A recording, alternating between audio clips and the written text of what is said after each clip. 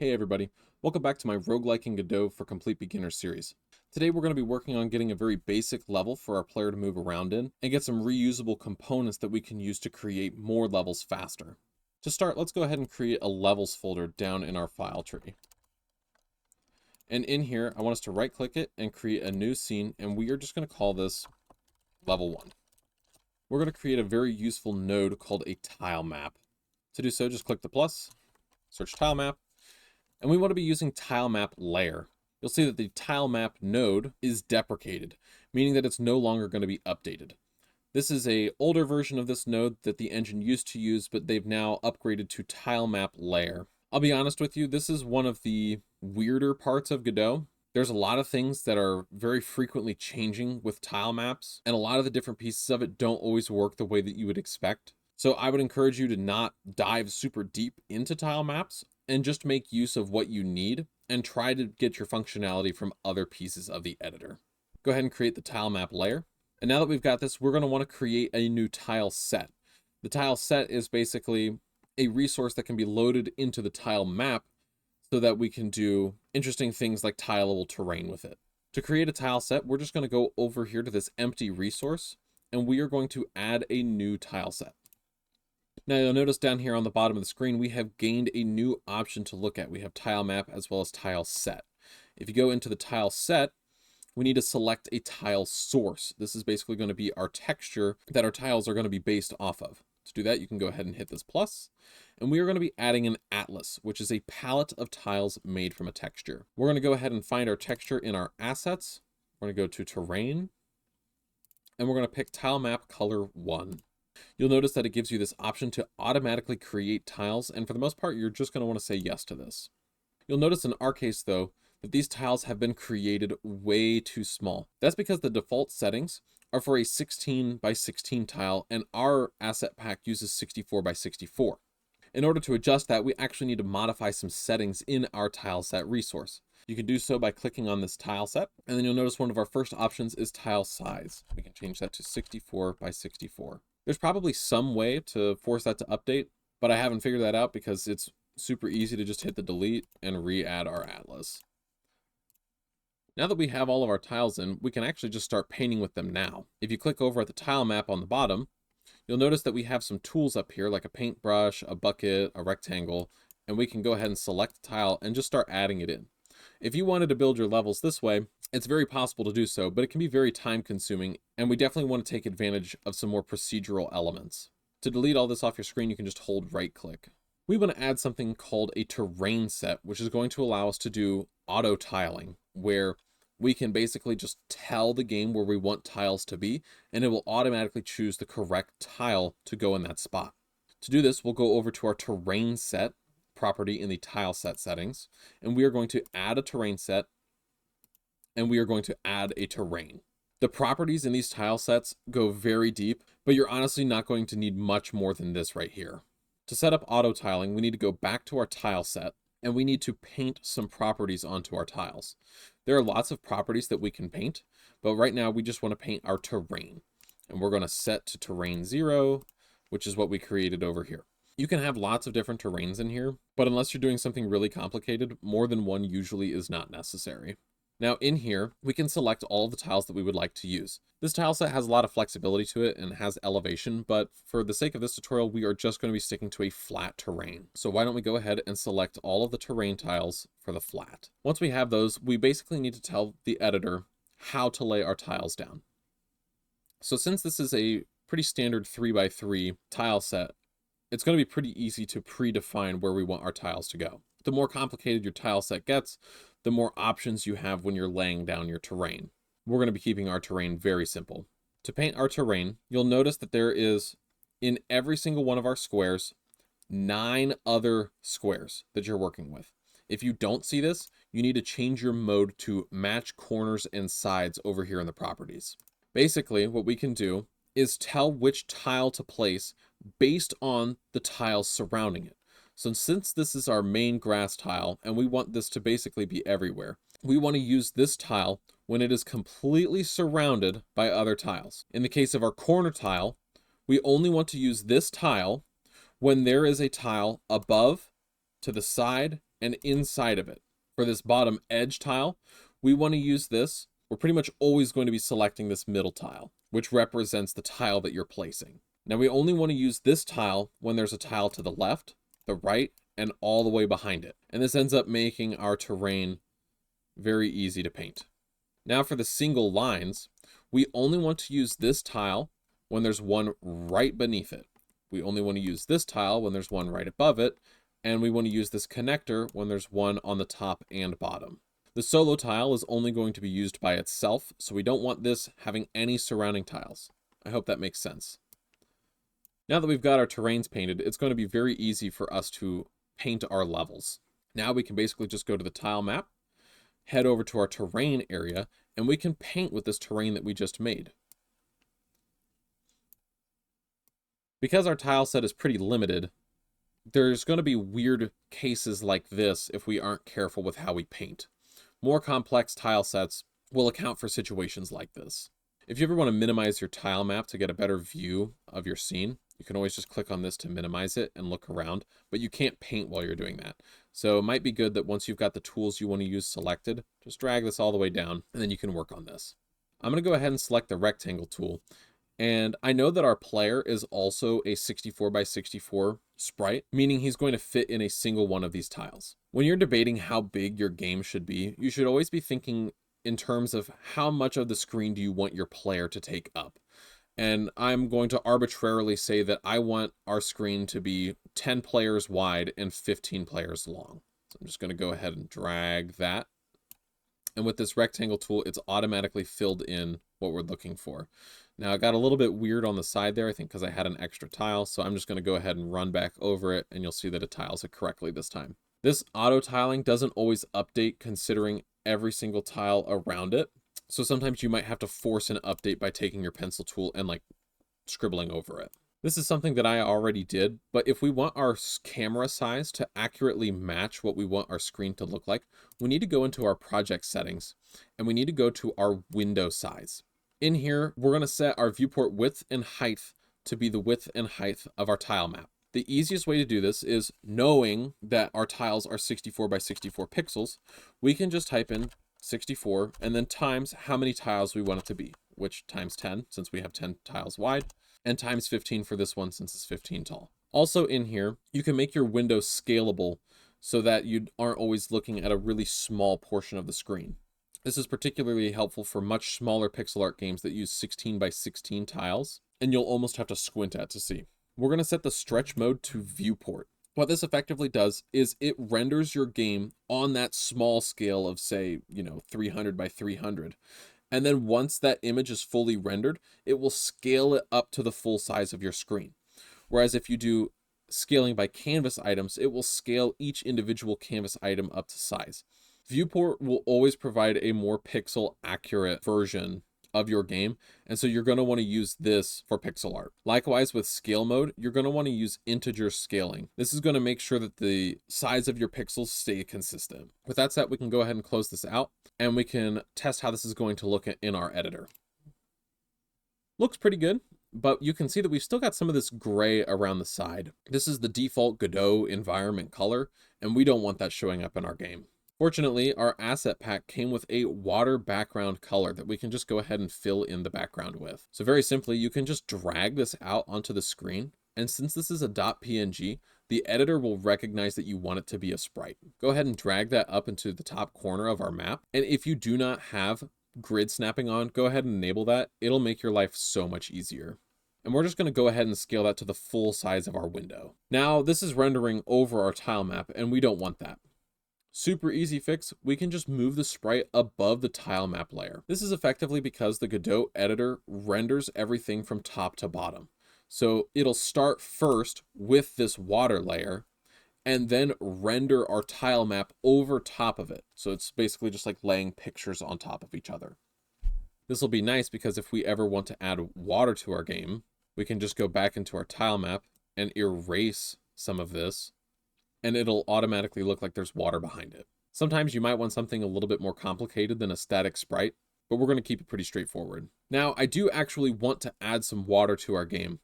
Our player is going to be shooting a bow and arrow at enemies, and I want there to be some terrain that he cannot walk over, as well as some rocks on the field that his arrows will get blocked by. In order to make sure that our player can actually not cross this water, we're going to need to add some collision data to our tile set. We can do this by creating a physics layer in our tile set resource. You'll see here that we have a whole bunch of different collision layers and collision masks, and I'm going to do my best to explain this to you guys. Effectively, the collision layer is the layer that your game object lives on, and the collision mask is the objects that it looks to collide with. So take our player, for example. We want our player to exist on the player collision layer, not the enemy or environment layer. However, we want the player to collide with enemies and the environment. So we're going to set both of these to true and this to false. In the case of our enemies, we obviously don't want them on the player layer, but the enemy layer. And we're going to want the enemies to be able to collide with the player. We want them to collide with other enemies as well as the environment.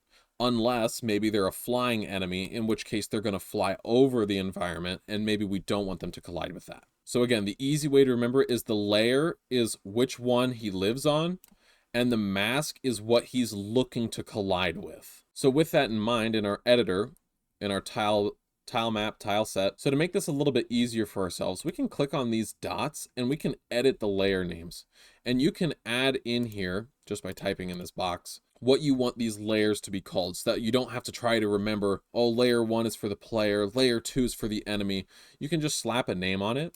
And then when you're assigning those things to your objects, you can just hover over and see like, oh, I want this thing to be in the environment, and I want the environment to collide with the player and the enemy. Now, in order to actually get those collisions to work, we need to set up collision shapes on our individual tiles. This can be a little bit tedious to do, but once you've done it once, it's the only time you have to do it. If you go back into the tile set, you can choose to paint physics layer. You're going to want to maximize the size of this because it gets a little bit hard to see. Okay, that looks good. So basically, we can adjust what we want our collision shape to look like, and we can choose to paint it onto tiles. However, we don't want this whole tile to be a collision shape because our player needs to be able to walk on these. So we want to make sure that the player basically just can't walk off the edge and into the water or off of the screen. To start, make sure that you have grid snap enabled. It's going to make your life easier. It also helps your tiles be more consistent so that there won't be like weird jagged edges like along the line of your collisions and your player get caught in something weird like this. So go ahead and select this tile on the left. Now what you can do is move these shapes around and create a collision polygon that's going to fit the tile the way that you want. So go ahead and just re-click on that tile, and now you'll see that you've got collision exactly where you want it. And then you can click on your next tile, and to more easily adjust it to your shape, especially if you have a complicated shape, you can add additional points to work with by left-clicking on this line and moving it to where you need it to be. And you're able to create a little bit more complicated shapes. Sometimes it can be a little bit finagly to make more complex shapes like this, and some shapes like this one might just seem outright impossible. A very easy way around this is just adding another collision shape. So go ahead and get rid of all of the nodes down here by right-clicking on them. And we're going to go ahead and click this Add Polygon tool. If you don't like messing around with moving these nodes around, this Add Polygon tool might be your best friend. What you can do is just click where you want to add a point, and then make sure that it completes into a whole shape by like finishing your square or whatever shape you're making. And then boom, you've got two separate collision shapes that you can add. If you want to use this tool exclusively, you can just get rid of everything that's there, click this Add Polygon tool, and you can just draw a really complicated shape. And you don't have to worry about finagling everything.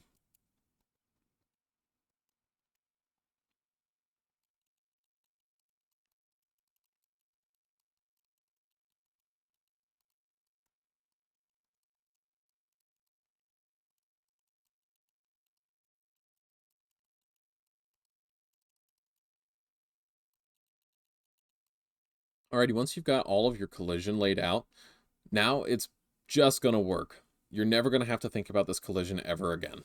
If you ever want to see your collision, a really useful tool is to go into debug and click visible collision shapes. Now, when you run your scenes, you'll actually be able to see, and it's a little bit challenging because of the colors of this tile set, but there's a little blue outline where we painted all of our collision shapes. Now let's go ahead and get our player in here.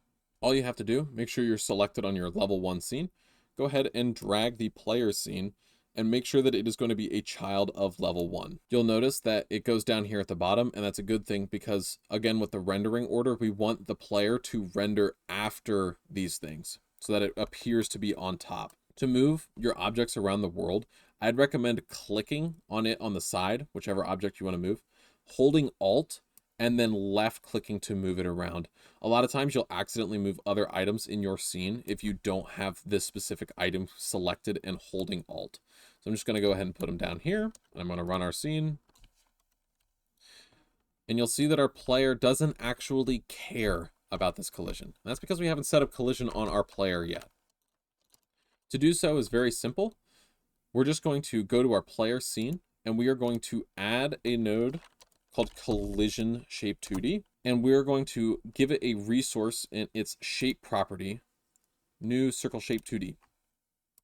We're just going to scale it up a little bit and move it down maybe a little bit more towards the center. Realize that this is just his collision shape for colliding with the world, and we don't want it to take up his whole body because it would be really weird if his hat got stuck on like the water or something. We're going to click back up here on character body 2D, and we're going to make sure that the collision layers are selected to him being on the player layer, and he is looking to the enemy and the environment. Now, when we go back over to level 1, our player scene that's already in this scene has updated with the changes that we've just made. So never worry about adding objects to scenes and then having to change them around.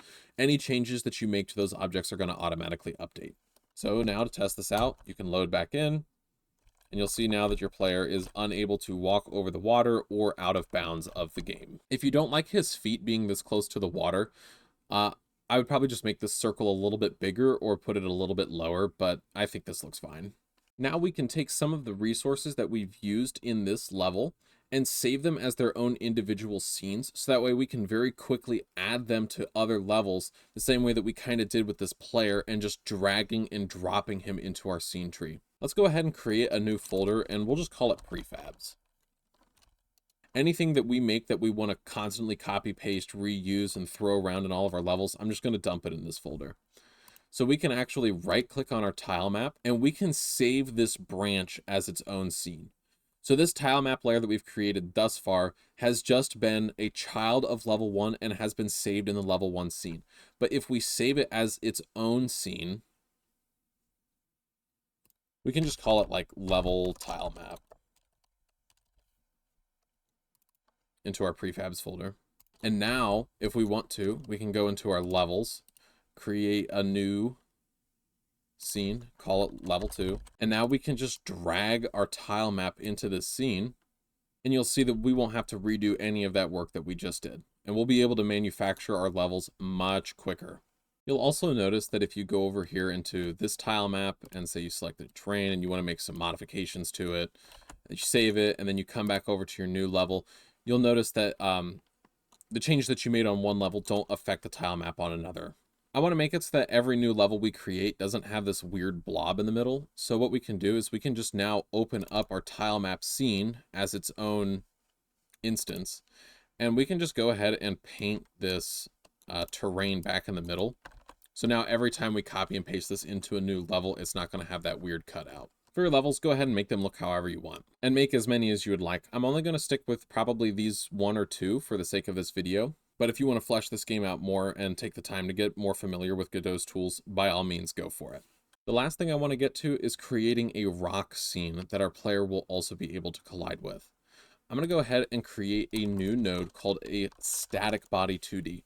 This is the physics body that you'll use for objects that you only want to move via code and not interact with other physics bodies in the scene.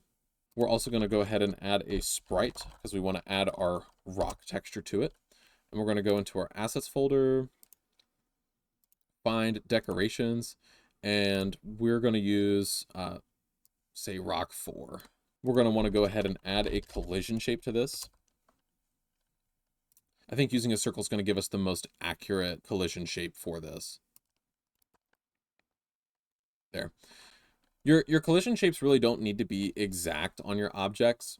A lot of the time it can be really annoying as the player if you get caught on like a little pixel of collision right here. So using a little bit smaller and more generic of a shape will feel better to play with. Let's also go ahead and save this as a prefab. And we're going to call it rock. Let's make sure that its collision is set to environment and that it is looking to the enemy and the player. Now, if we want to go to our level and add a bunch of these to the world, we can just drag out a bunch of these into the world. But that can get pretty tedious. Don't follow along for a sec. I'm going to do this just for demonstration. You can actually add this rock to your tile map as a scene that you can paint with as a tile instead of laying them out individually on their own. To do that, you would go to tile set and you're going to add a scenes collection and you can drag your rock in here. Then if you go back to your tile map and are in tiles, you can select that scene and you can paint it into your world. This is great for any interactable that you might want to be laying down into your world, like a chest, trees, etc. However, you'll notice that because this is all on one tile map layer, we're now replacing some of the tiles in this layer. So we're going to actually want to create a separate layer since we want this layer to go on top of our terrain. To do that, I'm just going to right click on prefabs and I'm going to create a new tile map scene. Tile map layer specifically. And I'm just going to call this my doodads, just in case there are any other objects that you want to use from our assets and like incorporate those into your levels. Feel free to add those as well as separate scenes, and then this tile map layer can just hold that scenes collection and everything in that can get added on top of your terrain. Again, in here we're going to create a new tile set. We'll go to the tile set and we are going to create a scene collection and drag our rock in there. Then with that we can go back to our main level and we can throw in our doodads tile map. Make sure that it is a child of your main level, but then make sure that it renders over your tile map layer by putting it under the layer, okay? Then you can go into your tiles, pick your rock, and you can start placing your rock in the world. Then when you go ahead and run your scene, your player will not be able to walk through these rocks.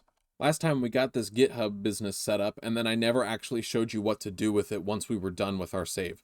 So anytime that you make changes to your game, GitHub will automatically track every single change and it's going to efficiently choose to upload the things that have been changed. All you have to do is down here at the bottom, give it some kind of summary. So like today we can say that we added tile maps. And then you're just going to click commit to main and then push to origin. And just like that, all of your files are backed up. If you ever want to work on a separate device, you can always download that repository onto a different device and effectively prevent yourself from losing hours of progress on whatever game you've been developing. Alrighty, folks, I think we're going to call it there for today. Thank you guys so much for watching. I'm honestly floored by the amount of support that the first video received, and I'm very excited to keep working on this. If you want to make sure you don't miss the next one, be sure to subscribe, and please drop any questions that you have about the video in the comments. I will do my best to answer any questions that you have about what I did on here today. I appreciate your time and I hope you're enjoying dipping your toes into game development. I'll see you in the next one. Take it easy.